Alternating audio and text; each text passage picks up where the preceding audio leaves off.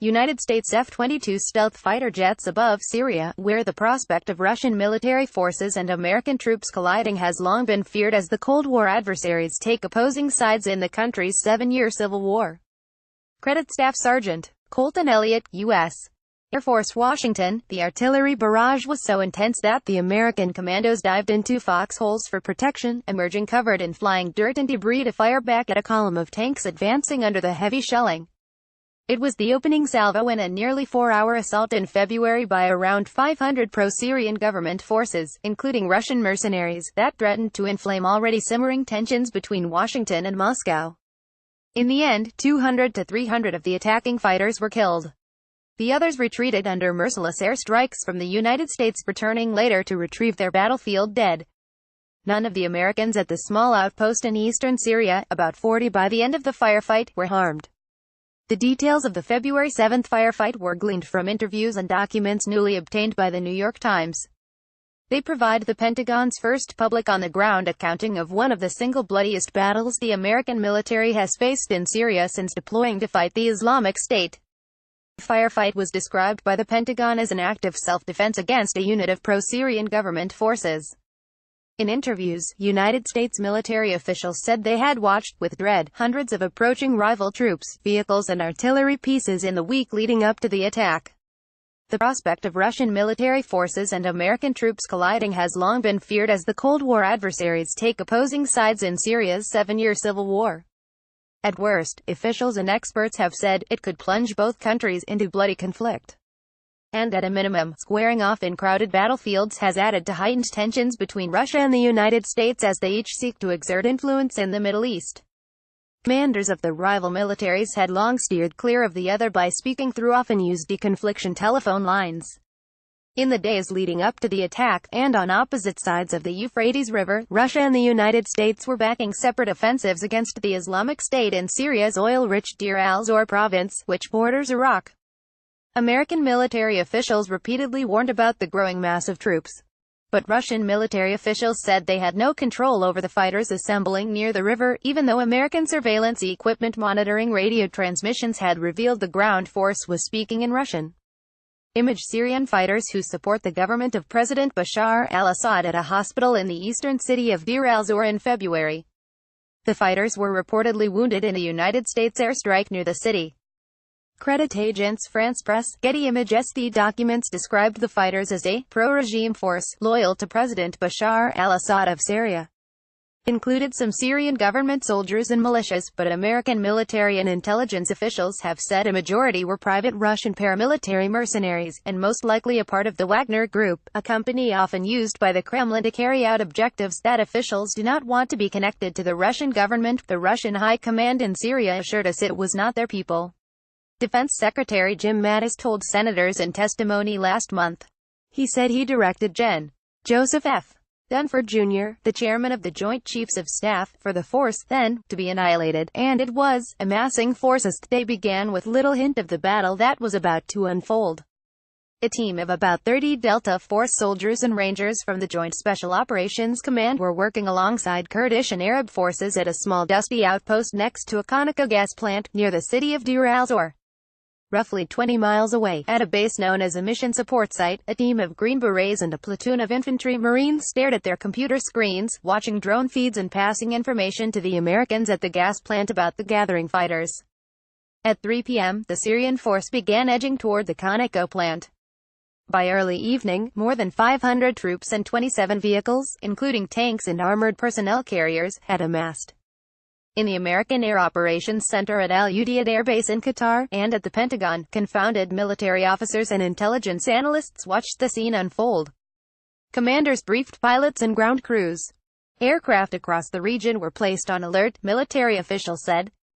Back at the mission support site, the Green Berets and Marines were preparing a small reaction force, roughly 16 troops and 4 mine-resistant vehicles, in case they were needed at the Conoco plant. They inspected their weapons and ensured the trucks were loaded with anti-tank missiles, thermal optics and food and water. At 8:30 p.m., 3 Russian-made T-72 tanks, vehicles weighing nearly 50 tons and armed with 125mm guns, moved within a mile of the Conoco plant. Bracing for an attack, the Green Berets prepared to launch their reaction force. Russian trucks heading to Deir al-Zor, an oil-rich Syrian province that borders Iraq, last year.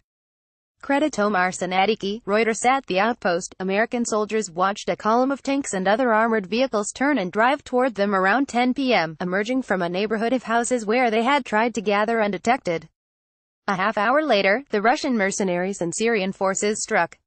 The Conoco outpost was hit with a mixture of tank fire, large artillery and mortar rounds, the documents show. The air was filled with dust and shrapnel. The American commandos took cover, then ran behind dirt berms to fire anti-tank missiles and machine guns at the advancing column of armored vehicles.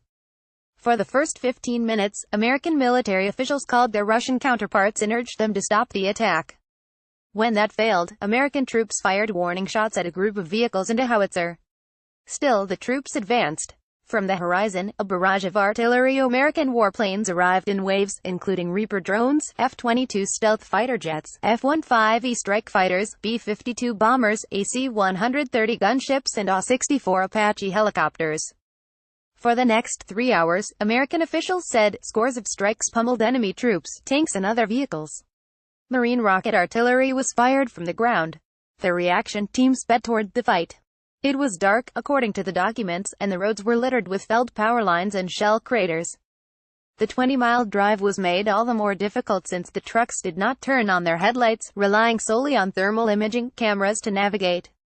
As the Green Berets and Marines neared the Conoco plant around 11:30 p.m., they were forced to stop. The barrage of artillery was too dangerous to drive through until airstrike silenced the enemy's howitzers and tanks. At the plant, the commandos were pinned down by enemy artillery and burning through ammunition. Flashes from tank muzzles, anti-aircraft weapons and machine guns lit up the air. At 1 a.m., with the artillery fire dwindling, the team of Marines and Green Berets pulled up to the Conoco outpost and began firing. By then, some of the American warplanes had returned to base, low on either fuel or ammunition. The United States troops on the ground, now roughly 40 in all, braced their defenses as the mercenaries left their vehicles and headed toward the outpost on foot. A handful of Marines ran ammunition to machine guns and javelin missile launchers scattered along the berms and wedged among the trucks. Some of the Green Berets and Marines took aim from exposed hatches. Others remained in their trucks, using a combination of thermal screens and joysticks to control and fire the heavy machine guns affixed on their roofs. A few of the commandos, including Air Force combat controllers, worked the radios to direct the next fleet of bombers flying toward the battlefield. At least one Marine exposed himself to incoming fire as he used a missile guidance computer to find targets' locations and pass them on to the commandos calling in the airstrikes. An hour later, the enemy fighters had started to retreat and the American troops stopped firing. From their outpost, the commandos watched the mercenaries and Syrian fighters return to collect their dead. The small team of American troops was not harmed. One allied Syrian fighter was wounded, who led the ill-fated attack. The number of casualties from the Feb. 7 fight is in dispute.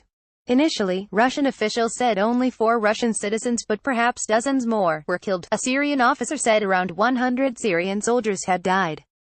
The documents obtained by the Times estimated 200 to 300 of the pro-regime force were killed.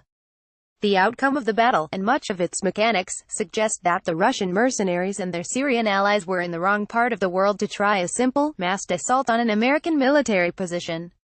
Since the 2003 invasion of Iraq, the United States Central Command has refined the amount of equipment, logistics, coordination and tactics required to mix weapons fired from both the air and ground. Questions remain about exactly who the Russian mercenaries were, and why they attacked. American intelligence officials say that the Wagner Group, known by the nickname of the retired Russian officer who leads it, is in Syria to seize oil and gas fields and protect them on behalf of the Assad government. The mercenaries earn a share of the production proceeds from the oil fields they reclaim, officials said. Mercenaries loosely coordinate with the Russian military in Syria, although Wagner's leaders have reportedly received awards in the Kremlin, and its mercenaries are trained at the Russian Defense Ministry's bases. Russian government forces in Syria maintain they were not involved in the battle. But in recent weeks, according to United States military officials, they have jammed the communications of smaller American drones and gunships such as the type used in the attack. Right now in Syria, we are in the most aggressive EW environment on the planet from our adversaries, Gen. Tony Thomas, the head of United States Special Operations Command, said recently, referring to electronic warfare. They're testing us every day.